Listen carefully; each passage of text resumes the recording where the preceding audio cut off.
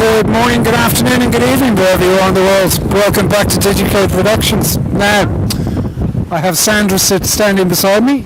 Hello. Hello everybody. Sandra is a technologist, a linguist and a true European Union citizen, being Italian by birth.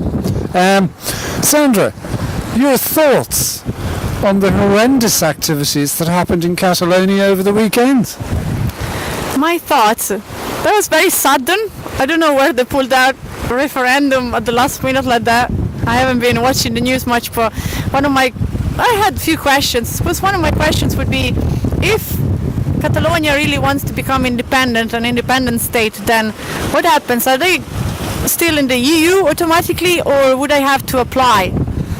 They'll have to reapply for membership, but I think it could be done quite quickly if the European Union wanted it done quite quickly. I suppose they have thought about it, I guess, or maybe they haven't thought about it, like all the mess that's happening after Brexit. I don't think they thought about much when people voted. They just said, no, I want to be independent, or I want to leave the EU, or, but then the political side is still a mess. And let's face it, we don't see French and German policemen on the streets of UK because they want to leave the European Union, do we? No. I mean, if the Italian police acted like that during an election or a referendum, how do you think people would react in Italy? Oh, well, I think we had a case like that.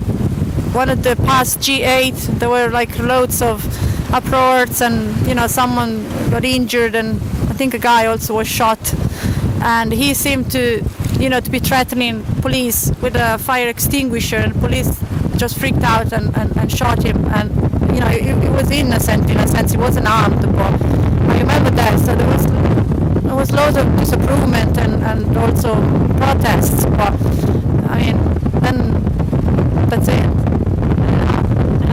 So, do you think Spain is a safe country to visit after Sunday? I would have to make a note on what you're saying. Spain or Catalonia? I'd be saying Spain myself, because it looks like it's a police state to me.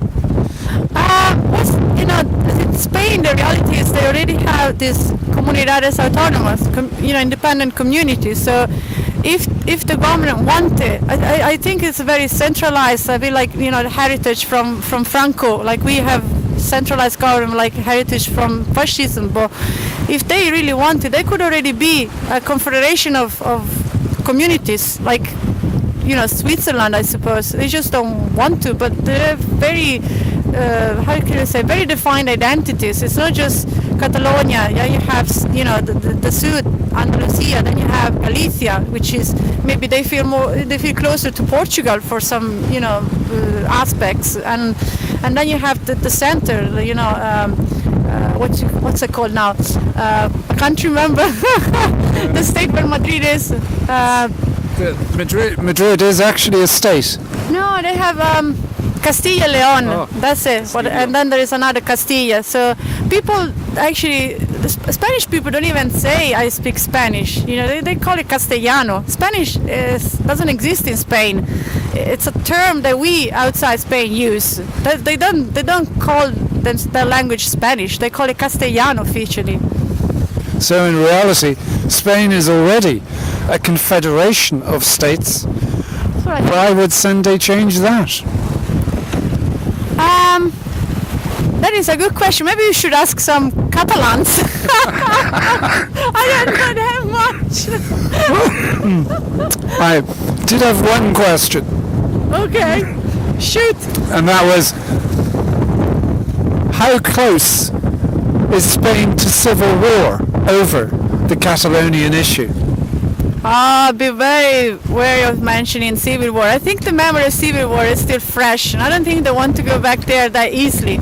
It's only since the 80s that really people started being free, if you want, from memories of Franco. It's too soon. I don't think they'll go there, no. Well, let's hope that day never comes back. Thank you very much.